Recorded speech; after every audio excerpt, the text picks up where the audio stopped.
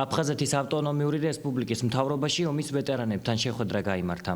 შეხვედრაში მონაწილეობდნენ აფხაზეთის ავტონომიური რესპუბლიკის მთავრობის თავმჯდომარის მოვალეობის შემსრულებელი ვახტანგ ყოლბაია, ვეტერანების საქმეთა სახელმწიფო სამსახურის მეთაურთა საბჭოს და აფხაზეთის მეომართა კავშირის წარმომადგენლები, ყოფილი სამხედრო საველე მეთაურები და შენაერთების ხელმძღვანელები. შეხვედრაზე იმსჯელეს გამოსაცემი წიგნის შესახებ, რომელშიც აფხაზეთის ომში დაღუპული მეომრების ბიოგრაფიები შევა. ახალ გამოცემაში დაემატება ინფორმაცია ომში დაღუპული გმირების შესახებ.